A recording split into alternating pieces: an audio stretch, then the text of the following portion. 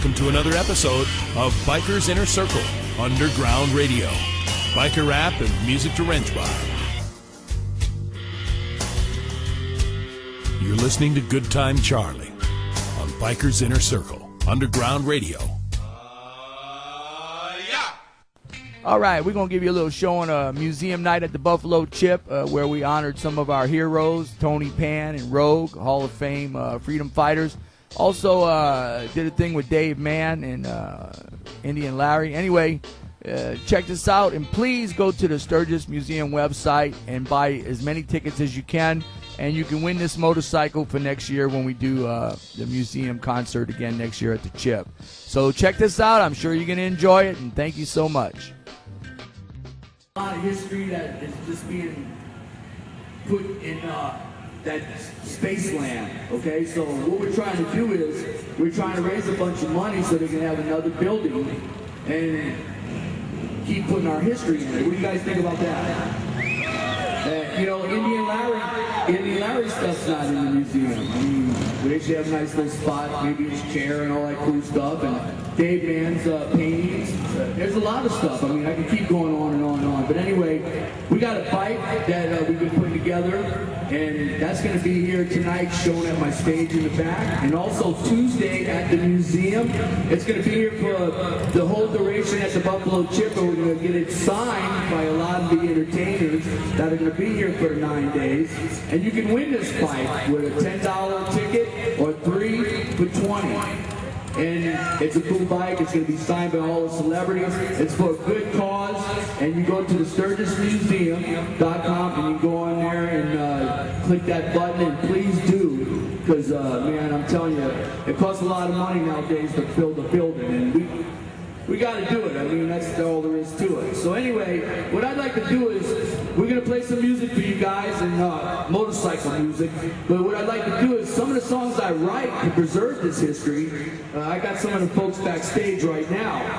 And these guys are in the museum. And matter of fact, they're freedom fighters. A lot of the cool stuff we got going on, these guys fought for our rights way back. I have the first inductee inducted into the Sturgis Museum for Freedom Fighter, and I also have another guy that his pictures are in BikerNet, Biker Magazine, and he's been a hardcore biker for a long time. His name is Rogue, Biker Rogue. Anyway, I'm going to bring Tony Pan out here and Rogue, and these are our freedom fighters from the Hall of Fame way back. Give a big hand, y'all. Thank you so much. Like I said, we're going to play a lot of music and have a lot of fun. But we had a lot of people donate stuff for the bike and donate money. But anyway, this is Tony Pan. He started Wisconsin Abate. He's the head of Bolt. And he's my buddy. And when I go to his house, I get to ride his bike and all the cool stuff that goes along with being in Wisconsin. First freedom fighter. Get up, y'all. First inducted right here. And then this guy here, Rogue, when I first emailed him, I seen his website, and I sent him my CD. And he listened to it, he goes, you know, that's some good music you got there. And next thing I knew, I was talking to Dave Nichols, Kim Peterson, Tony Pan, Indian, I mean, everybody. This man has hooked me up with so many folks, and I wrote a song about him because I love him. But this is the thing, look, these are the guys that work all day long, every day, send stuff out, check out, and make sure that things are running. Tony started Bolt to watch over our bait, okay? And anyway, I'd like these guys to say a couple of things, and Tony, I'd like you to start it off. All right, well, you know, somebody gets to get their name up on ice and be called a freedom fighter, and I think one of the things I'm most proud about is repealing the helmet law in Wisconsin. But I did a lot of other things. I got rid of confiscation laws there. I wrote language for where the insurance companies couldn't use non-use of a helmet for defense in an accident case. Lots and lots of stuff. But none of that stuff would happen if it wasn't for the bodies that show up at the helmet rallies. We had the largest helmet protests in the world in Wisconsin. 1977, 50,000 people on motorcycles are surrounding our Capitol. So it wasn't me, you know, one voice in the crowd doesn't hold a lot of weight, but when you got 50,000 people backing you up, they kind of tend to listen to you. And I think part of this whole culture, this motorcycle culture, having freedom fighters in the Hall of Fame, that was Bob Williamsworth's dream. Bob Williamsworth, rest in peace.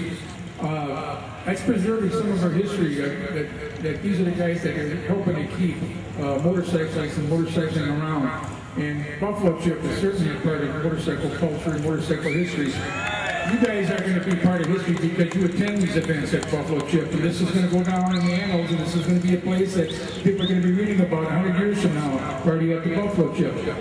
The Sturgis Museum, those motorcycles, we cannot let those motorcycles be forgotten. We can't let these old bikes be obscure and people try to figure out what the heck do those things look like. Our kids and our grandkids can go to those museums and see those bikes. They can touch them and they can smell them. That's our culture. I mean, there's all these different nationalities and different groups that have their cultures and their histories. That's our history and that's our culture. Also, Tony works for UB and Abraham Motorcycle Turns, and they just gave us a nice check for the museum. Give it up, y'all. Now I'm gonna turn it over to Rogue.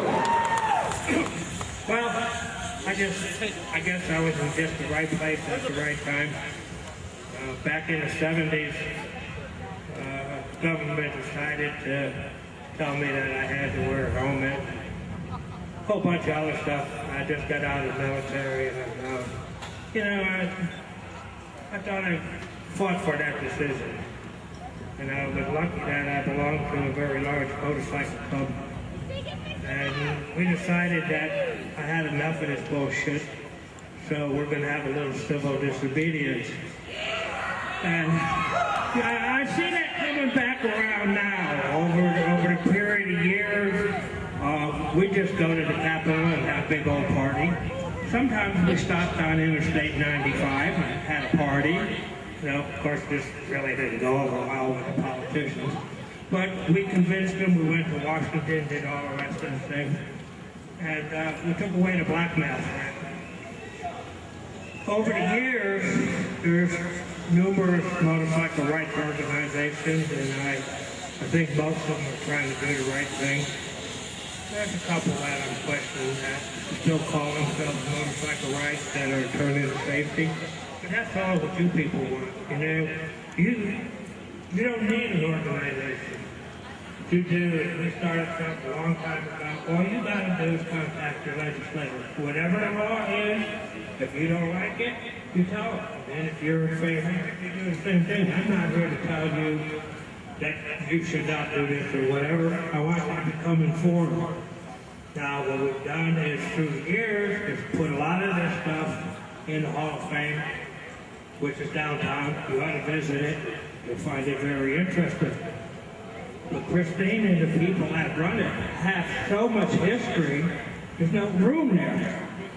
So last year they mentioned about getting a bigger facility. I've been told that Woody is going to donate some property and some other people. Oh, okay, well, these things are changed, but the thing is they need money, okay? So we're raising that. Various people, there'll be a couple motorcycles raffled off. If you will, just pay attention.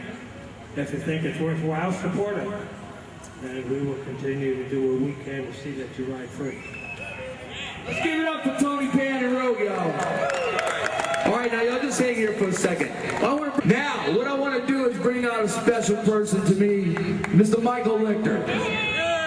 Mr. Michael Lichter. He's the one that captures all our history and all his great photo work and stuff. I love you, Michael. Let's all give it up for Michael Lichter. Thank you, Charlie. Thank you, Michael. Man, this is the guy. I'm telling you, he shoots your motorcycle, boy. You can sell it for some extra money, huh? Anyway, stuff like this stuff is in the museum, and there's going to be guys coming up, youngsters with cameras, and thinking about, I wish I could shoot some pictures like Michael and stuff, and your son. And hopefully, you know, that's why we want this building, so we can put more history into it. And Michael, we love you, man. You make us all look good. Give it up for Michael, y'all. All right, now, hey, we got one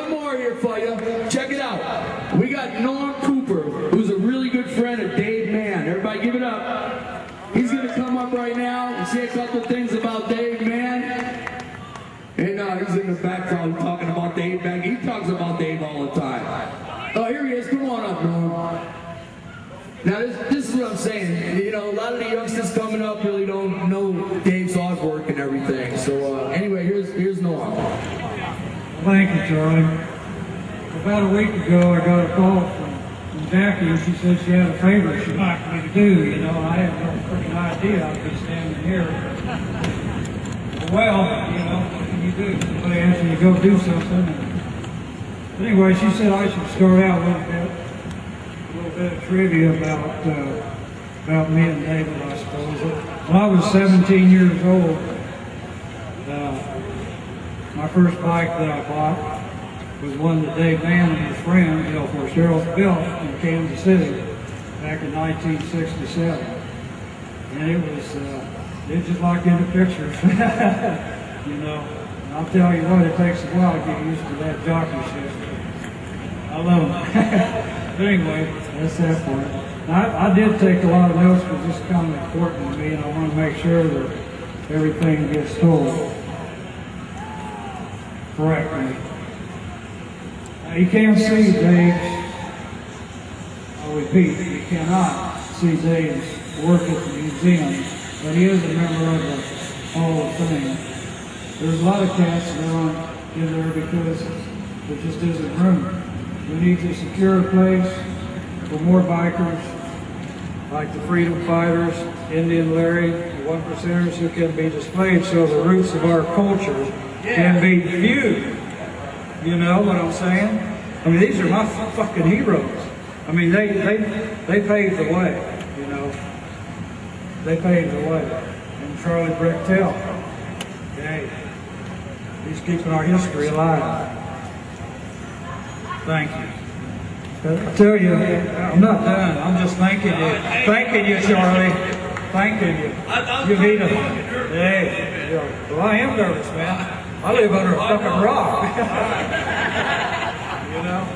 But I do it, you know, for brotherhood. You know?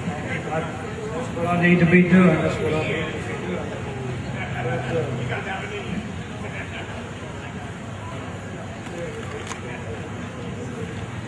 So the roots of our culture can be viewed right next to the iniquities. Correctly put. The story of our civil victories, the fight to maintain our right as the biker culture needs to have a place to be recognized and taught if need be. Preserving our history is important. That's what Charlie is all about. You know, I'm going to end it right there with David Mann's favorite saying, "Don't let the bastards get you down." Thank you, Norm. Let's give a big hand for Dave Mann. I've never personally got to meet Dave. I wrote a song about him. We're going to play it here in a minute, but I got to meet Jackie and everybody, and it's just an honor just getting that close. You know what I mean? It's just, I want to thank, hey, let's give everybody a big hand right here. Come on out here, band. Let's play some music. Let's give Charlie a big hand. What do you guys say? Good time, Charlie, right?